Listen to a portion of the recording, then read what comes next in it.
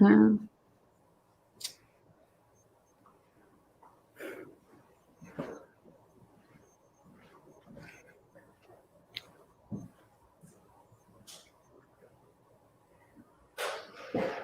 Hi there.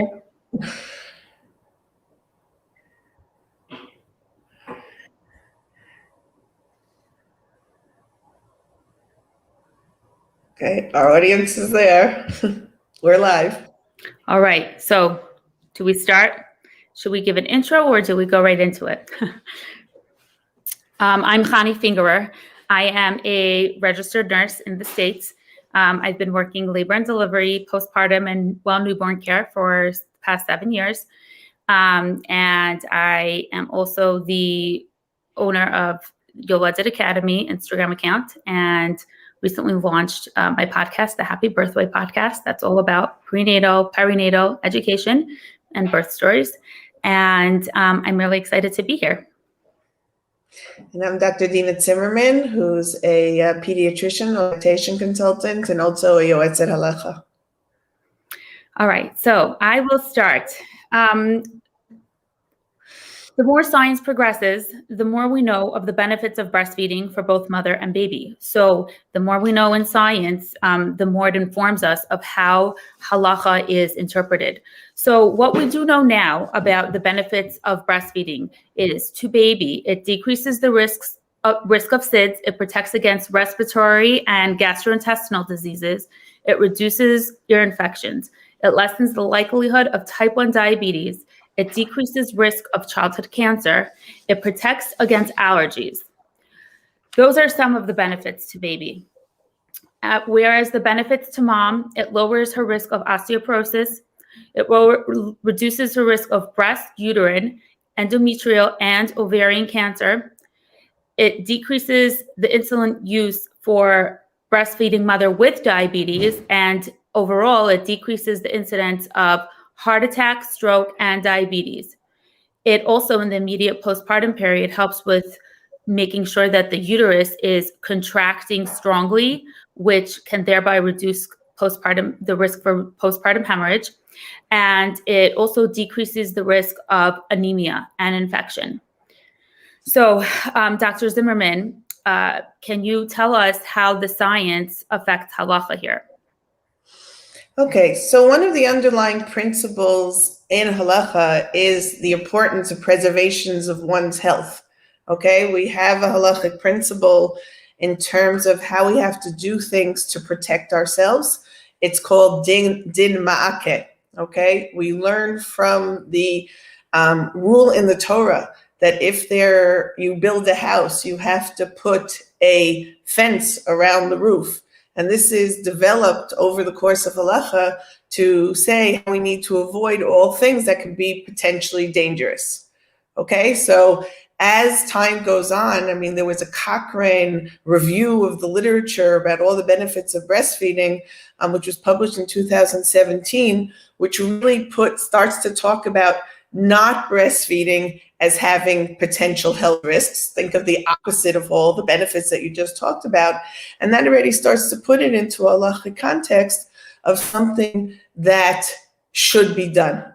We also have the famous statement of the Rambam in Hilchot Deot when he talks about how doing things that are good for us and good for our health are one of the ways of worshiping Hashem.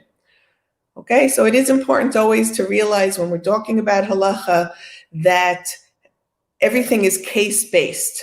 But if we're talking in broad strokes, there definitely is a very positive halachic attitude doing things that are healthy.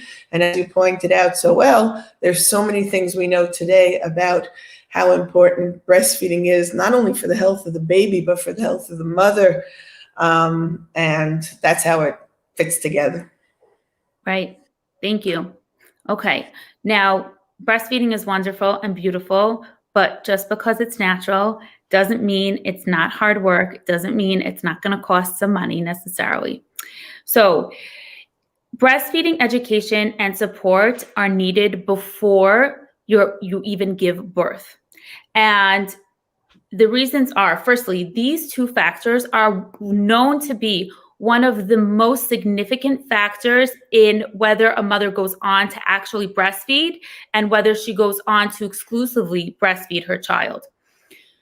Now, hospital policies to promote breastfeeding affect how much support and education someone is going to get in the hospital in terms of breastfeeding. Unfortunately, not all hospitals are equal in their ability to provide breastfeeding support and education. And that's why it's important to have an informed approach even before going in, because it's impossible to fully know how supportive the hospital you're going to be in is going to be with the breastfeeding, if there's going to be staffing shortages and there's just not going to be enough people to help you. That's your bad luck. So it's important to come in with that informed approach to bridge these gaps. Now, why is it so important to have education about breastfeeding before birth? There's a lot of information that is important to know in the first few days of life.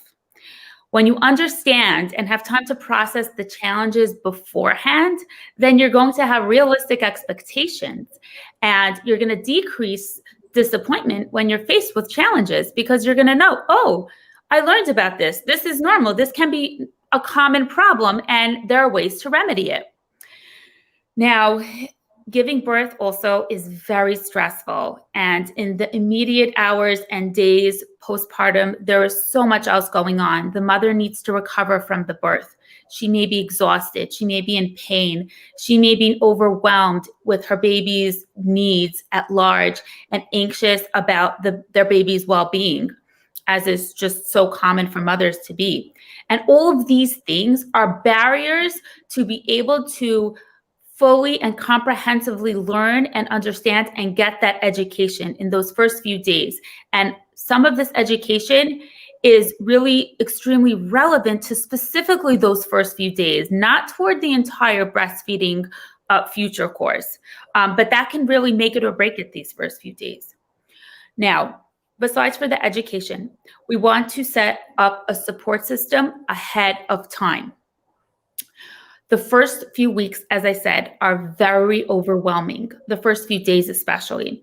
When you have a plan in place beforehand for accessing support that you might need, it's going to avoid extra stress because you know you have that reassurance that you have a game plan for if breastfeeding is going to be challenging, which I would say is there are more often challenges that come up than it goes completely smooth. There are some others that have it completely smooth, but I would say more often there are some kind of challenges.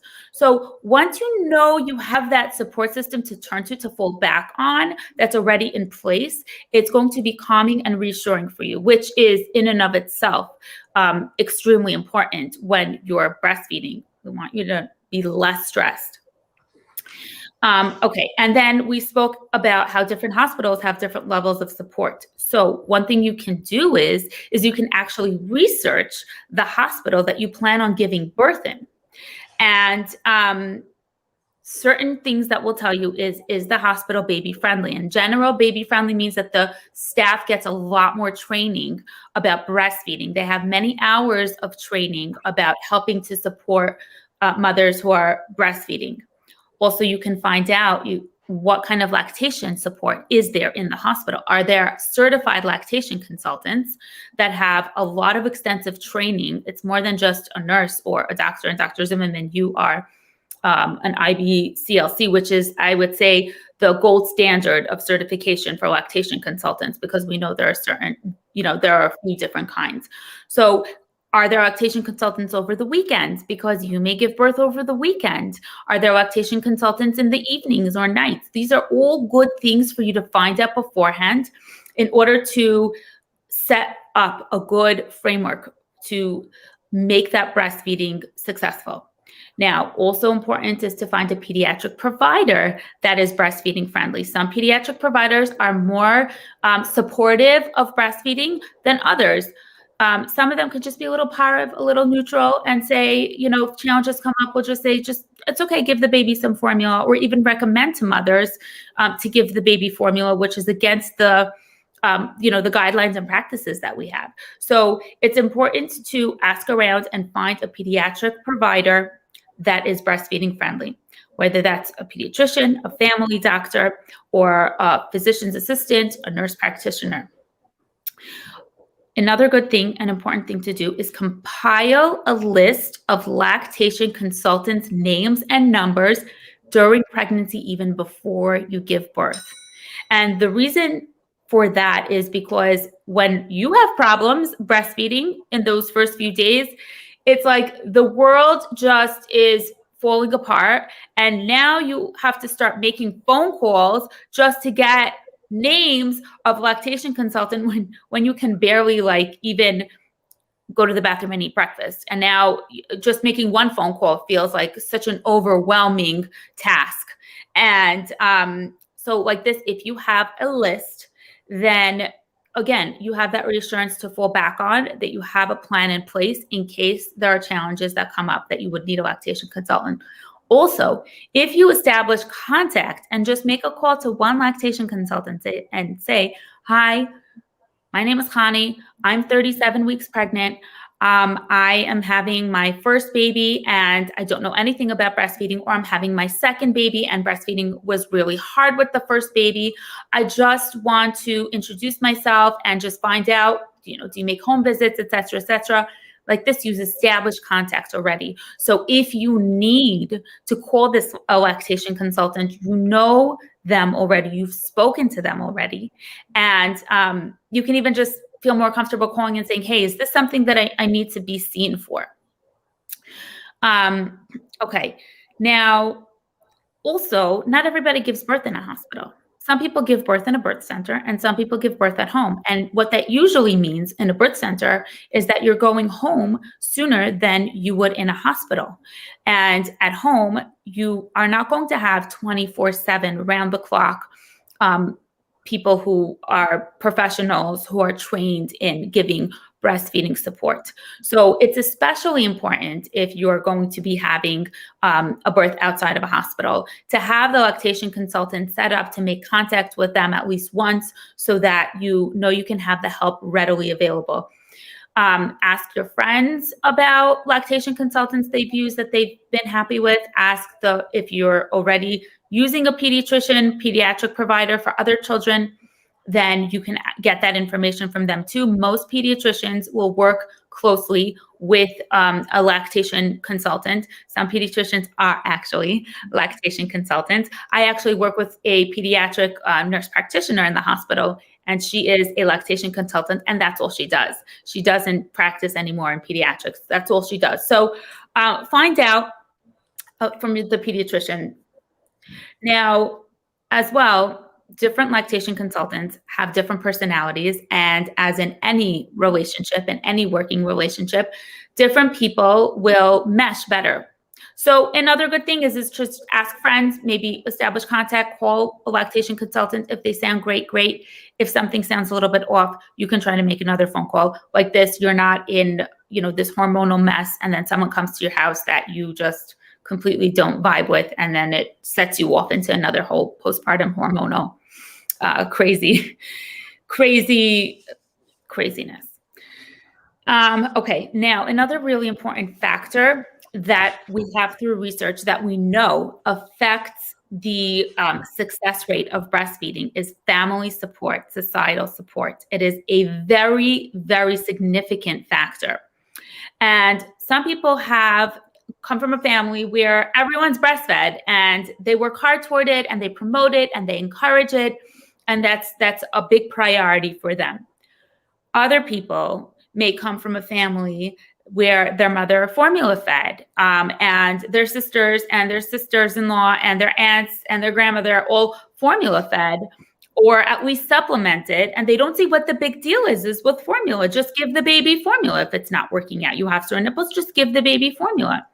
Now, if you are somebody that is really devoted and wants to breastfeed your baby exclusively, it's important to have good support. And if you know that your immediate circle is maybe not as supportive of breastfeeding, seek out those people, those friends, or other, people, contacts you may have. or the family members that you know are actually going to really be supportive, so that when problems arise, they're not going to say, just give the baby a bottle. What's the big deal? They're going to support you, and they're going to say, Mama Lashefla, this is very hard, but you can get help. You can do it. You're not going to fall apart. You're going to give your baby what they need. Your nipples are not going to be sore forever, et cetera, et cetera. Okay. So, the family, the societal support is very important. And someone may come from a family where everybody's breastfed and, they're so into it, but then they marry somebody, a man who doesn't get what the big deal is. His mother formula fed him, everybody formula fed him. And we know that a partner's support is also extremely, an extremely important factor in how breastfeeding goes. All right. Are we good so far? Dr. Zimmerman, do you have anything to add until we talk about the early days of actually? Yeah, it was interesting how you were talking about the mother staying calm. That too is a concept that comes up in Halacha, because when they're talking about the laws of childbirth on Shabbat, one of the guiding principles there is the importance of keeping the mother calm, which I think is just a very interesting insight into how much Chazal, our sages, understood what women are going through during the course of childbirth. Wow. And I completely agree with you about the importance of being prepared, in advance, because many of the common challenges, as you call them, are preventable. Okay, not all, but preventable and mitigatable. So yeah, and able to be remedied, and yes, with I should emphasize the stress and the calm, because the hormones are very synergistic, the oxytocin, the prolactin, everything. And babies we all know that anxiety is contagious from person to person, but even more so from mother to baby. So you really will do yourself a big favor if you have that support in place, so that you can decrease and, like you said, mitigate the chance that you'll be super anxious and stressed, which, let's be real, it happens to the best of us in the postpartum period. Okay, so now that you've prepared yourself, you have a good support system set up, what happens next is that you have the baby. And what's important after you have the baby is that early initiation of breastfeeding. The sooner you can get baby onto breast and feeding, the more likely it will be that the breastfeeding relationship will go well. And it affects numbers of mothers being able to breastfeed their babies exclusively and for longer periods of time. So the golden hour is the first hour, those first 60 minutes after birth. And it's called the golden hour because, well, firstly, the first hour of life is associated, again, with increased rates and duration. That means length of time, how eventually later on in life, how long you'll breastfeed the baby. The baby is most enthusiastic at that time. The baby's born, the world is so exciting. And when I talk about what the baby does, this is, again, very important to know this is generalized. Obviously, some babies come out not so awake. Maybe some babies come out needing resuscitation or whatnot. But I'm talking about the general rule, okay? The most common thing. So baby is most excited and most enthusiastic. And the mother's body receives the message to produce hormones to make milk, which helps establish good supply. The sooner you put the baby on, the sooner your body gets the message, hey, the placenta's out. Hey, oh, look, something is sucking on my nipples. That means I need to make milk. And it tells your brain, let's start making milk. After the first hour of life, typically, generally, babies tend to be super tired. It's hard being born, okay? So that first hour is also, you want to take advantage of it. You want to feed off of the momentum of that baby being so awake and happy and enthusiastic. Now, what are practical steps to encourage the baby to actually breastfeed in the first hour of life? So firstly, immediate uninterrupted skin to skin as soon as baby's born, if possible, which is possible in most cases. That means the baby comes out, the baby goes right on your chest, no hospital gown in between, no towel on your chest as we put the baby on, but put the babies on skin to skin, and baby can be dried off by the nurses or whoever. And all vital signs can be done while the baby's on you.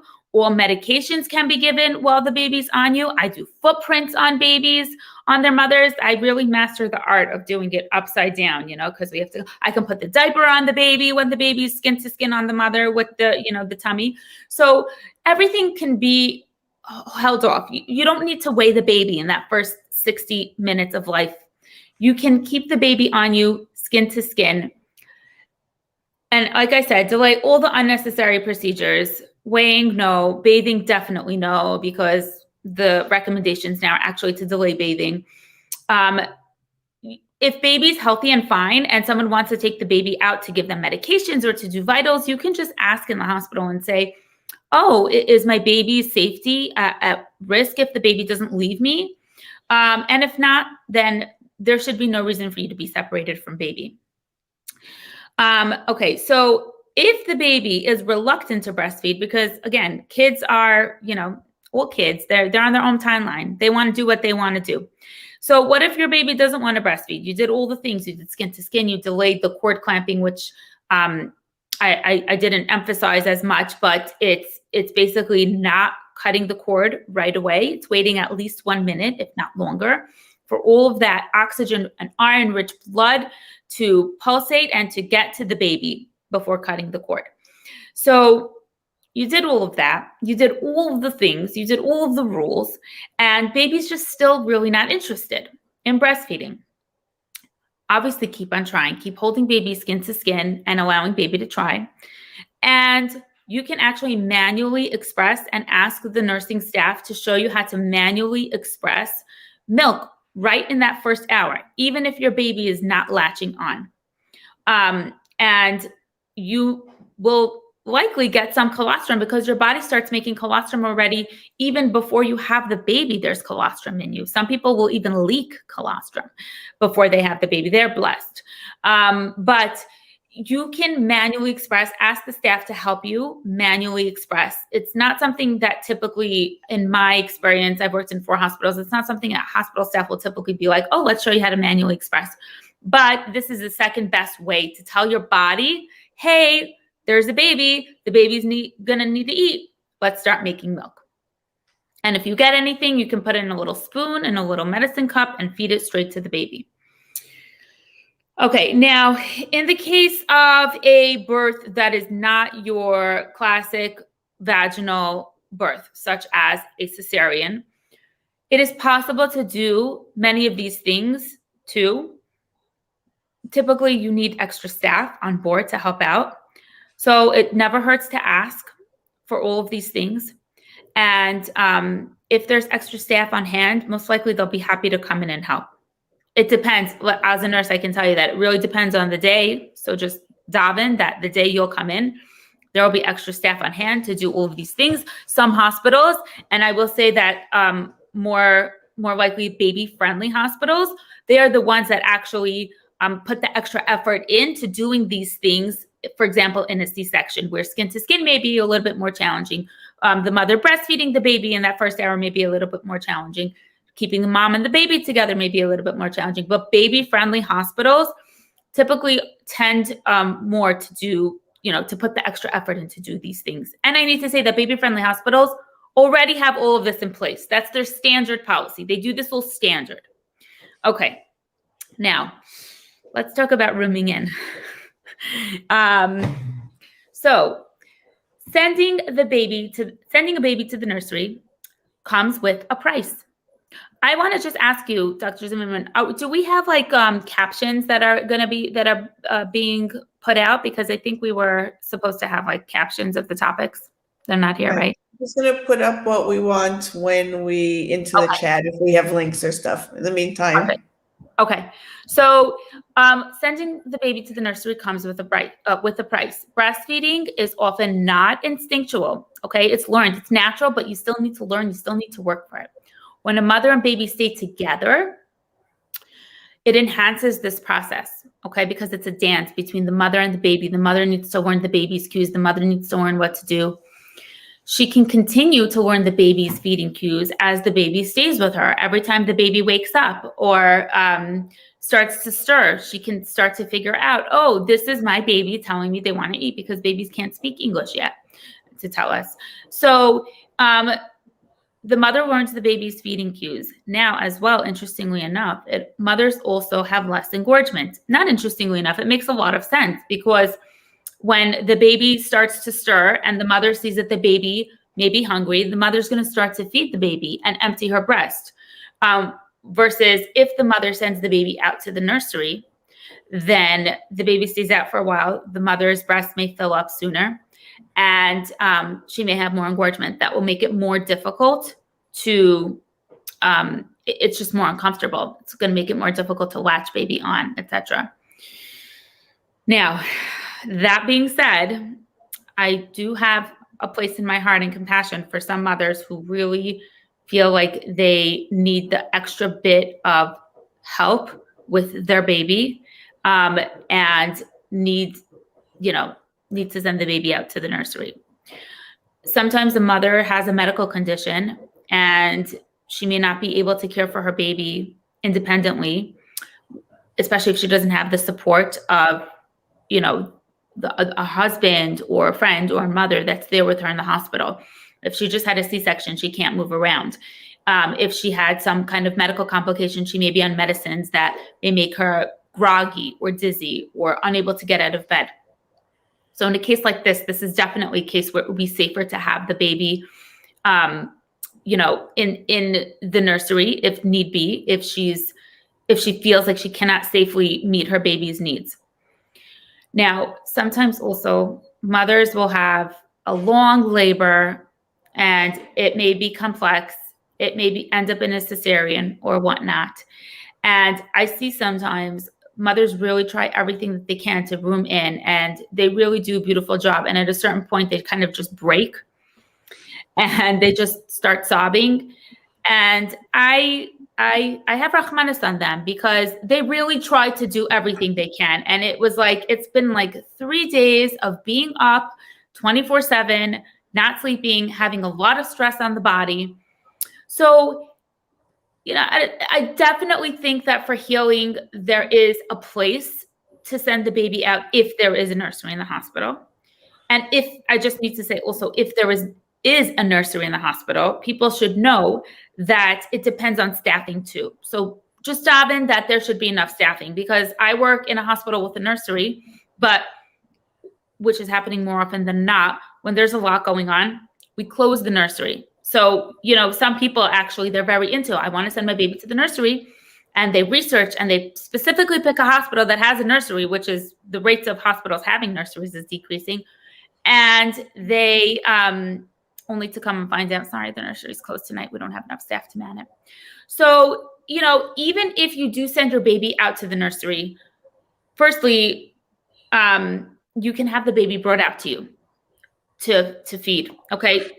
Doesn't mean you need to give the baby formula. If the baby starts making signs that the baby's hungry, then ask the staff to bring the baby to you. Okay.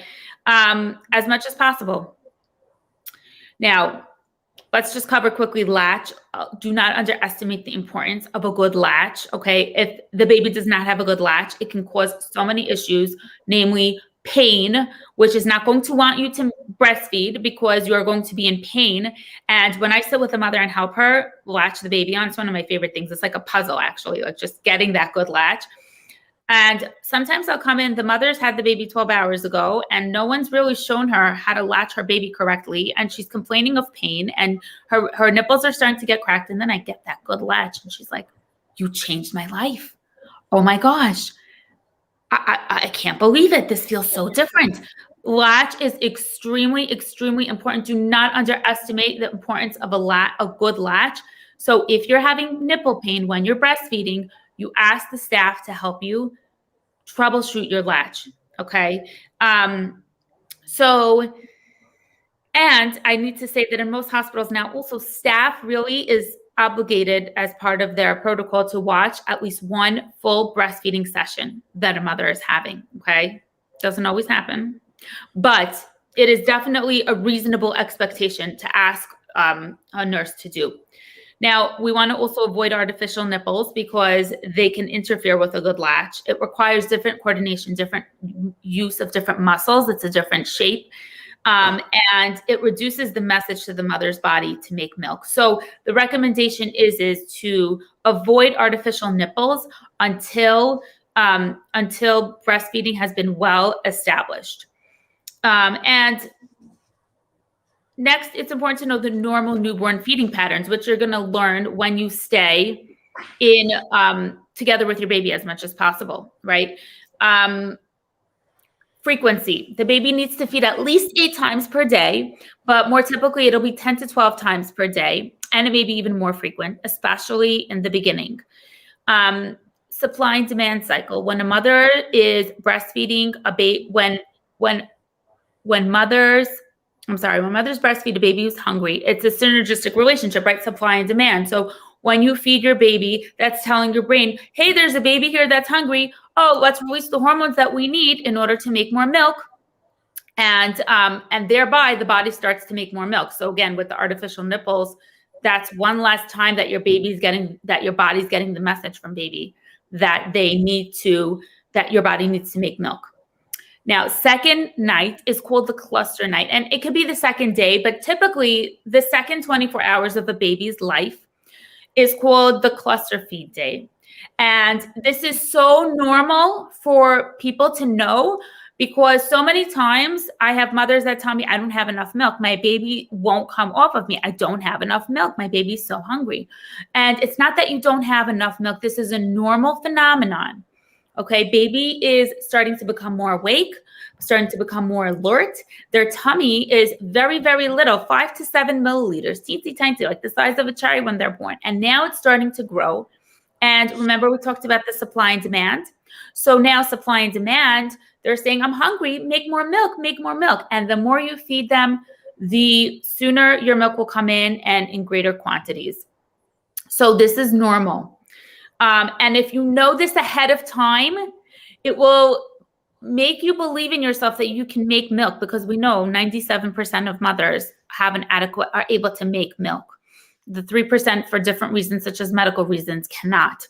So this is normal. And it doesn't mean that you don't have enough milk. Again, one of the big reasons why people quit breastfeeding or quit exclusive breastfeeding is because of the belief that they're not making enough milk, that they're not able to meet their baby's nutritional needs and make enough milk. Now, how do we know if a baby's getting enough? Weight loss of up to 10% is normal. Every baby is going to lose weight after birth. Majority of babies, up to 10% is normal. However, we can start to reach a point where it's 9-10%, and the staff is starting to get a little bit concerned about what's that the baby's losing too much weight. Do we truly have enough for the baby? Does the baby have higher demand? Wet and dirty diapers, okay? And I like to say as many days of life, that's the minimum amount of wet diapers. So day 1, we want at least 1 diaper in the first 24 hours, at least 2, etc., until day 8. And then it kind of stabilizes. We want at least 8 wet diapers. By day 8, at least 8 wet diapers per day for the baby. And then staff will show you other signs. Like I said, there's latch. They can show you what a swallow sound sounds like, and they can show you baby's appearance and behaviors to signify that the baby is getting enough. So again, with proper support and information, 97% of mothers can produce enough milk. The most common reason for formula supplementation is because, and I said this, a mother believes that she cannot produce enough milk. Cluster feed night is normal. You can produce enough milk. It will not last forever. I cannot emphasize this enough because that second night, the mother's just like, they're just so frustrated. That whole high of giving birth is kind of petering down a little bit, and it's normal. Will not last forever. Now, Dr. Zimmerman, we're going to come back to you because what happens if the staff is truly concerned about the baby's intake, and they may start to tell the mother, we need to start to get you to pump, okay? Or manually express extra milk for the baby. Let's give your body even more messages to make milk. What happens if it's Friday at 7 p.m. that this is determined, and the staff tells the mother that she needs to pump or manual express on Shabbos? So what does halacha say about this? Okay.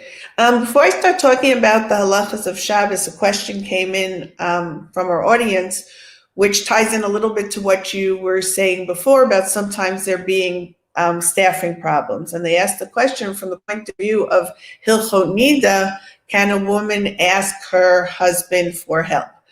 And I think one of the things that we need to realize is, from a halachic point of view, in the first week after a woman gives birth, she is considered in the status of a choleh sheyesh bo sakana, of somebody, even if it's a perfectly normal, healthy birth, this is a very important physiological time of life. Things can happen, and therefore we have to take care of her needs.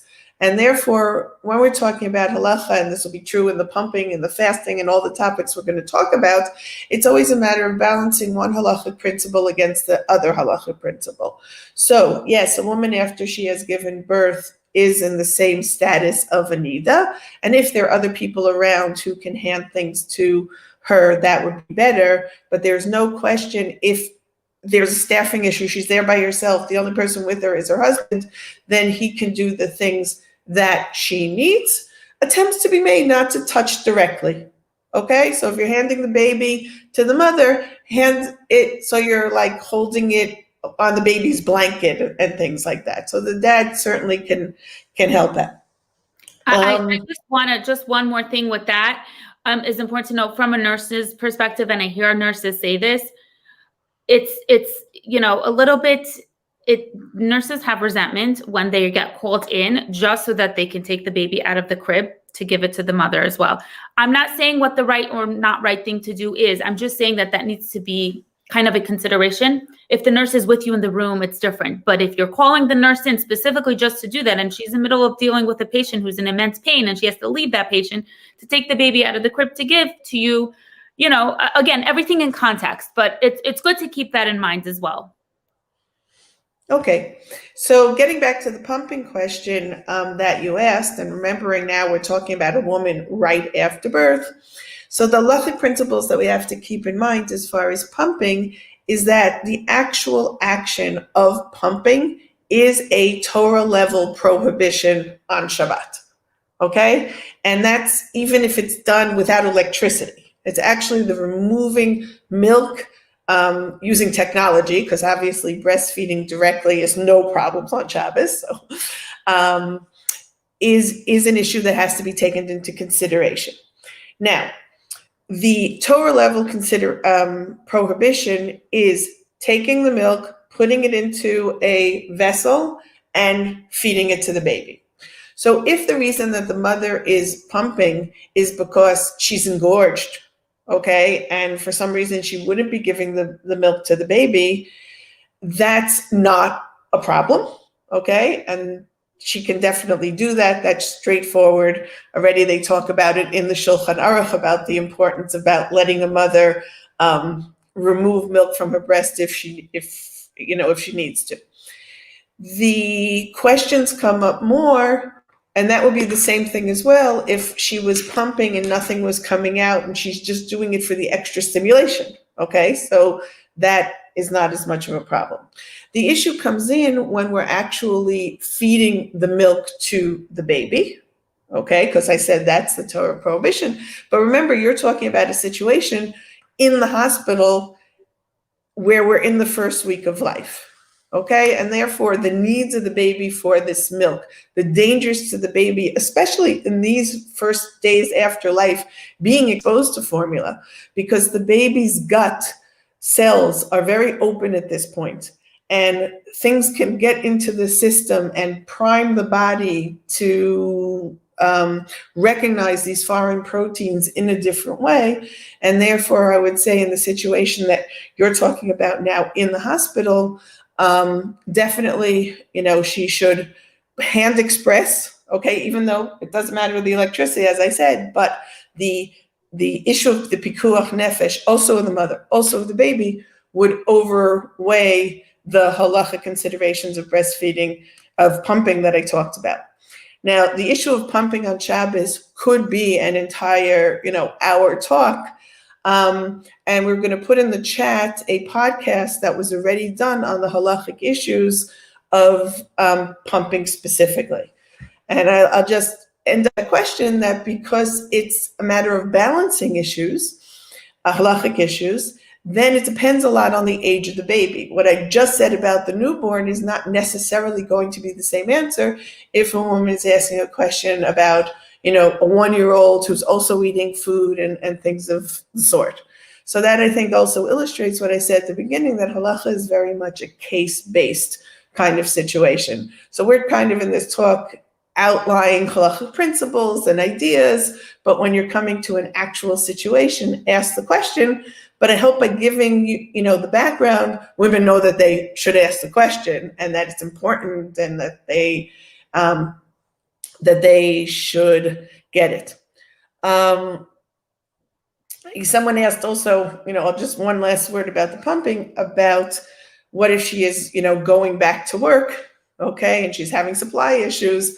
And that's, a lot of those issues were discussed in the podcast that you see on your chat. So I won't go into too much detail, but I think we talked about what the background halachic issues are specifically. Thank you. And I just want to say, add in that NICU babies and premature babies, we know even more so with formula that it can actually cause real bacterial infection, and that how breast milk is so vital. So, and I work at a hospital that we have human donor milk. That's how important it's been shown, that they really try to actually avoid, even in term babies, if a mother needs to supplement for medical reasons, then if she's otherwise breastfeeding, they'll give human donor milk. So just to, again, reinforce what you said. Right. And in the case like of a preemie baby, that would be another example of the individual circumstances changing it, because if a premature baby remains in the status of a chole sheyesh bo sakana, of somebody whose life is in danger, and as long as he remains in that situation, then obviously, the breast milk is part of it. I mean, it's one of the things, the bacterial infection that he was talking about is usually necrotizing enterocolitis, and human milk has been shown to be one of the major factors in avoiding it, reducing the risk by like 58%. So, yeah, it's like medicine, really. It's like medicine. So, okay. Now let's start to talk about fasting and breastfeeding, okay? Because like you said, you covered the whole Shabbos thing in another video that people can, will send the link to. You can listen to that in depth. But fasting, I think, is very interesting because there's not really a lot spoken about it. So I think in pregnancy, we speak about it more, but I think that it's not given enough attention during lactation. Okay, so it's certainly a very frequent question that gets asked to the Yoatzot Halacha on the website. I said at the beginning that I'm a Yoatzot Halacha, and one of my jobs is running the Nishmat Women's Health and Halacha website, yoatzot.org. And every Yom Kippur, every fast, we're getting these questions coming on. So yes, it definitely is a question. And I think to understand that question, the halacha principles that we have to realize is that there are different levels of fasts. Okay, we have Yom Kippur, which is a Torah level fast, where you have Tisha B'Av, which is on a rabbinic level, but a very serious rabbinic level, almost as close to Torah level as can be. And then we have other fasts such as Atara B'Teves and Tzom Gedalia, which are at a lower level. So from a straightforward halachic point of view, I'll call them the 4 fasts. Women who are pregnant or breastfeeding do not have to fast on those. And I would recommend that they not try to be extremely brave and fast on them, because when you're balancing, if there's no halachic obligations, most of the times women can fast while breastfeeding without issues, but why ask for trouble if there's no reason to do so? Okay? And putting On your the health other at risk. hand, I'm sorry? And putting your health and your baby's health at risk, potentially. Right. Most of the time it's okay, but maybe this will be the one time that you'll have a challenge. So why do it if there's no reason to do it? Mhm. When we're talking about Yom Kippur and Tisha B'Av, all right, the halacha assumes that most healthy pregnant women can fast on these fasts. But it's important, now I'm switching for a second to the medical point of view. It's important that the mother prepare. And I know, Hani, you prepared a whole list of hints to it, which you'll get back to, in a minute. We're also going to put your fasting plan link to it on the chat so people can see it in detail. But I think, most women can, in fact, do what Chazal assumed, because when they may never had the medical knowledge we have today, they had a lot of life experience, okay? And most women, in fact, do manage to do these fasts, okay? But it depends also where you are in the childbirth process, okay? A woman who has just given birth, from a halachic point of view, in the first 3 days after life, is not supposed to fast, halachically, okay? She's a choleh sheyesh ba sakana, and she is not allowed to fast. From day 4 to 7, she's almost in the same category, that if she says, I can't fast, we listen to her.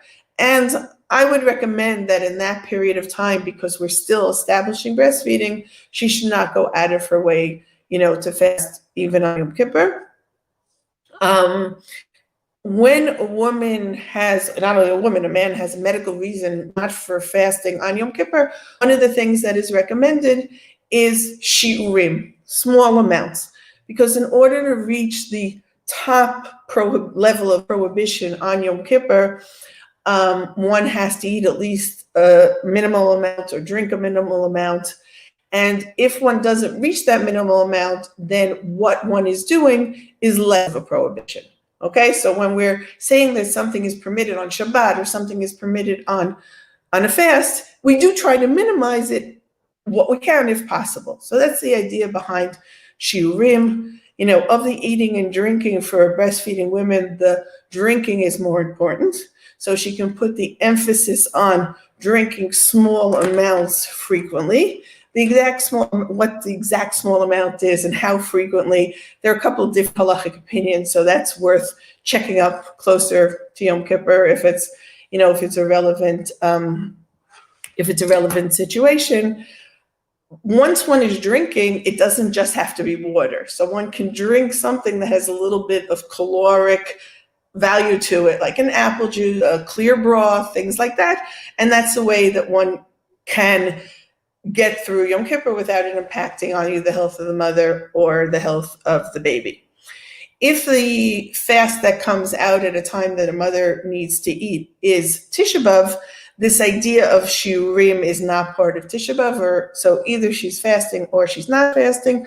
Obviously, one should be keeping the spirit of the day, and this is not the time to sit down and eat, that gourmet meal that you're always dreaming about, but that you're eating or you're drinking for the purposes of yourself and the baby. The more challenging kind of situations come up in the case of mothers who have had issues in their breastfeeding, okay? She's already in the second, third week. Most mothers, by let's say the second month, all right, most mothers are ready, their breastfeeding's established, things are going well, and the fast is not going to be the thing that's going to make the difference, but there are exceptions, okay? The woman who had a lot of trouble at the beginning may still be struggling at that time, and therefore the answer she needs to be given about fasting on Yom Kippur or Tisha B'Av is different than somebody else. And that really goes back again to the importance of individually asked questions. How an individual situation affects the decisions regarding how halacha is interpreted. Right, and that's true in all areas of halacha. It's true here as well. I think what's most important for women to know is ask the question, and when you're asking the question, make sure that all your individual details are in that question. Because if you ask halachic authority the question, do pregnant women or breastfeeding women fast on Yom Kippur? So the straightforward answer is yes. But that exact same Rav, Yoetz, whatever, if you say here, listen, I'm sitting here pumping an extra 3 times a day because I'm not making enough milk. I'm really worried that if I fast on this, it's going to be the end of my nursing. You're going to get a different answer, okay? Because you're asking the correct question. So I think it's really important to always ask the same question. And it's not only, and I'll say that about Yom Kippur, and I'll say that also about the, pumping on Shabbos kind of issue, because somebody sent in a question here having about like going back to work and pumping to keep up your supply and what you can do on Shabbos and things like that.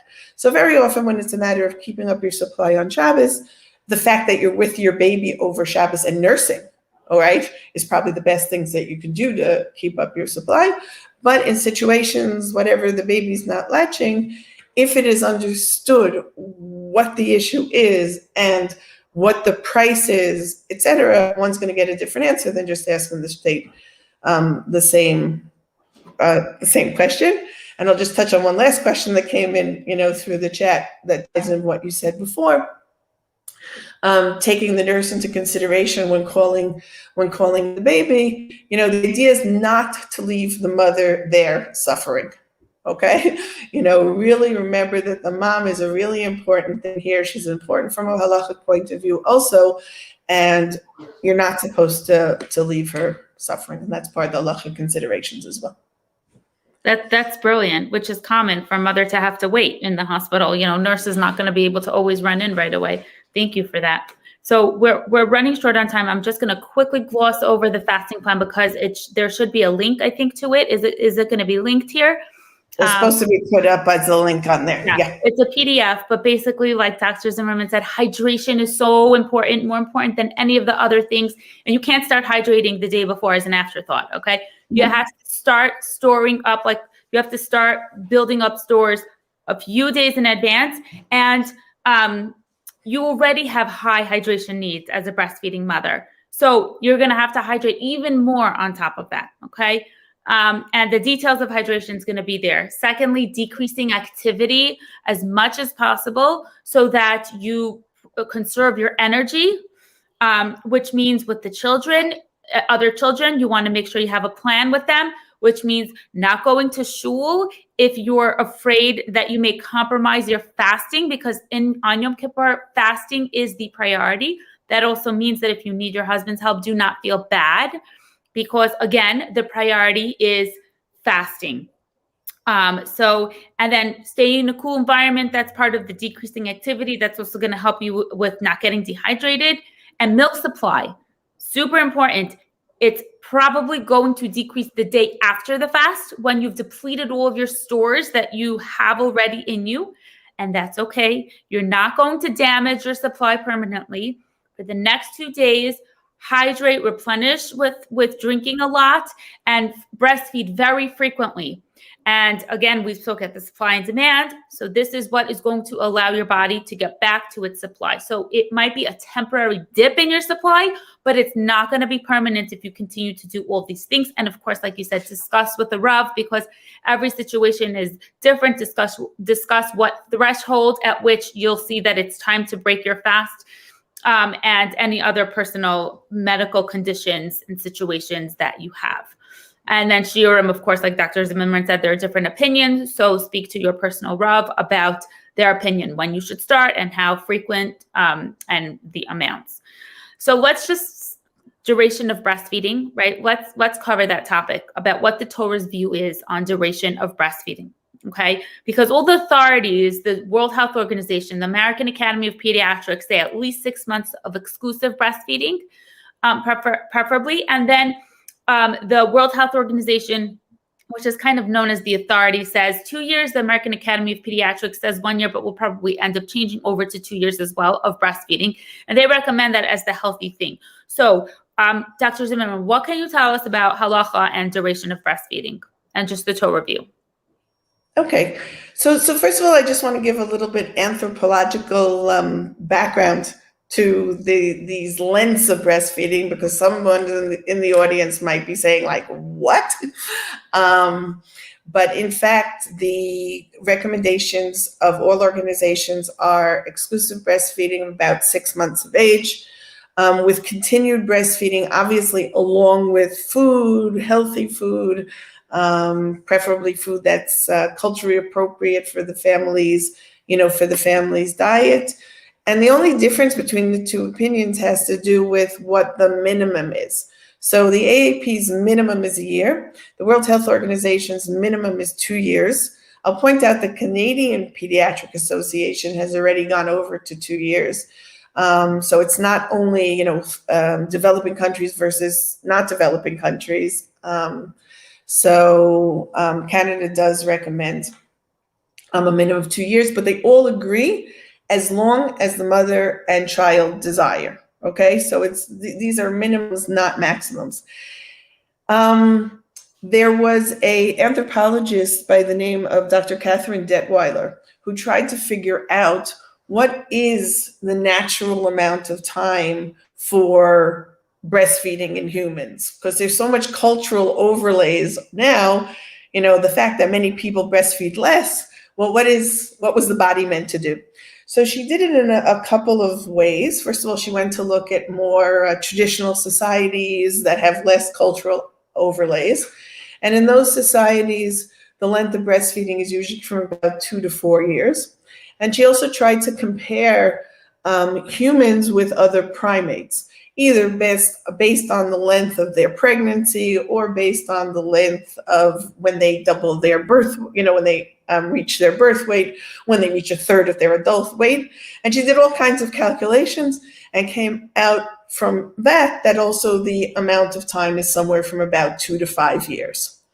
And if we look at what Chazal talk about, Chazal are assuming that breastfeeding is at least 2 years. Okay, we see these in a number of halachot. One of the halachot is Chazal were concerned about the needs of the baby for the breastfeeding, and the person who would be breastfeeding is the child's mother. So in the unfortunate situation where somebody, was widows or divorced and wanted to remarry, there is a halachic issue about not remarrying within that 2-year period, so for the needs of the baby. I will mention that, once again, case-based situations, and that's not always the bottom line that is given in real situations in today's day and age, but it does show that the amount of time that Chazal assumes is breastfeeding is 2 years.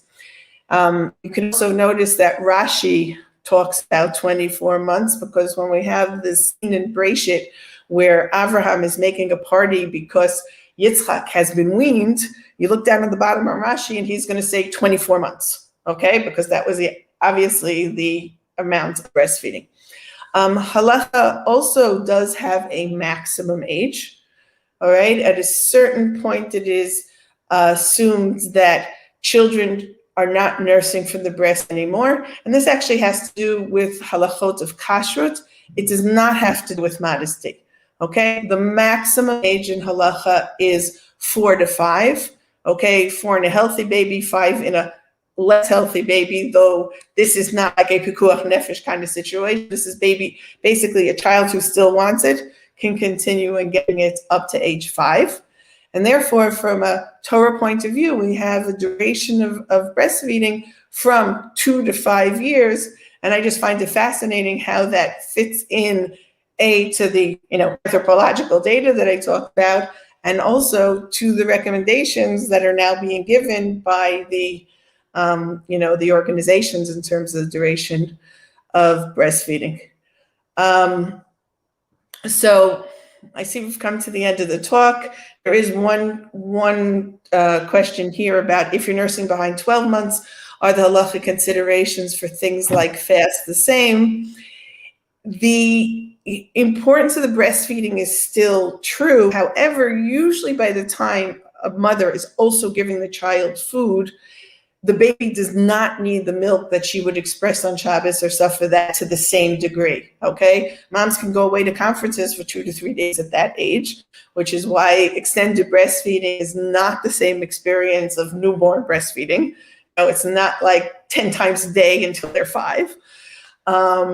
So most of the time one, would fast at that age. One could pump if the mother's engorged or you want to prevent mastitis, but we wouldn't be giving the milk to the baby. But as I've stressed so many times, specific situations. Yep. All boils down to specifics.